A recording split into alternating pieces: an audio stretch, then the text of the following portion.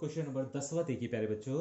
और question number 10 में देखो क्या कहा है हमसे कि त्रिभुज का परिमाप ज्ञात कीजिए। त्रिभुज का परिमाप हमें ज्ञात करना है जिसके शीर्ष 0 और 4, 4, 1, 7 और 5 हैं। ठीक है, तो हमें त्रिभुज का परिमाप ज्ञात करना है। तो प्यारे बच्चों देखो, इस तरह एक ये त्रिभुज है जिसके ये शीर्ष हैं ए बी सी, ये शीर्ष कहलाते हैं, जिसे इंग्लिश में हम वर्टेक्स बोलते हैं, ए बी और सी। ठीक है, अभी ए के निर्देशांक आपको दिए गए हैं 0, 4, बी के निर्देशांक है 4 और 1, और सी के निर्देशांक है 7 और 5। अभी इस त्रिभुज का हमें परिमाप निकालना है। तो सबसे पहले परिमाप का आपको फॉर्मूला पता होना जरूरी है। फिर आपको यह पता होना चाहिए कि क्वेश्चन में हमने करना क्या है। तो प्यारे बच्चों, परिमाप का मतलब क्या होता है कि त्रिभुज की तीनों भुजाओं का योग। त्रिभुज की तीनों भुजाओं का योग परिमाप होता है।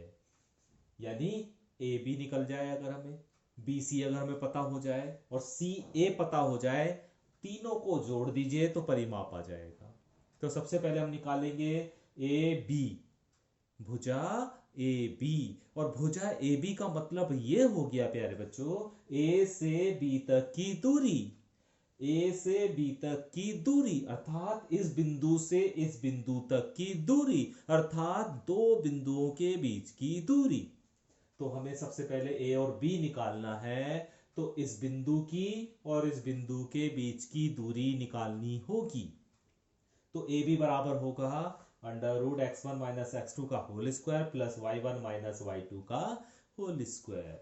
x1 प्यारे बच्चों 0 है, x2 4 है, y1 4 है और y2 1 है। इन वैल्यूज को यहां पर रख दीजिए।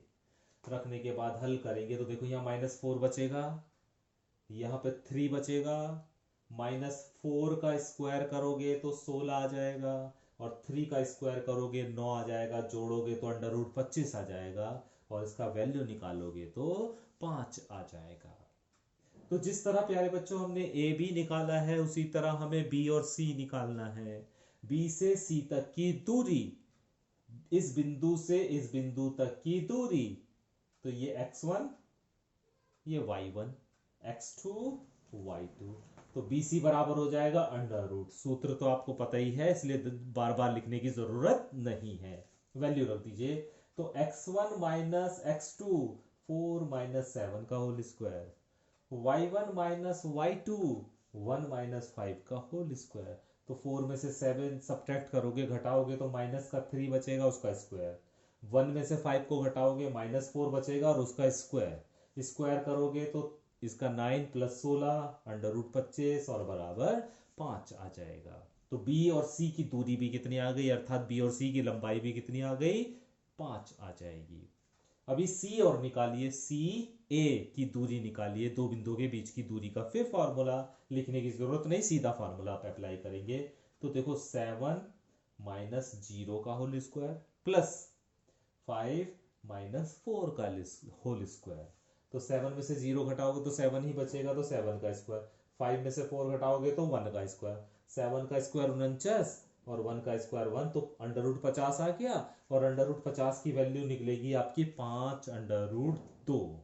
ठीक है, 5√2। अभी प्यारे बच्चों, आपको ए बी भी पता चल गया, बी सी भी पता चल गया और सी ए भी पता चल गया।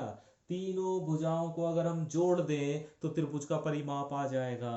तो लिखा है त्रिभुज का परिमाप ए बी जमा बी सी जमा सी ए, तीनों भुजाओं का योगफल।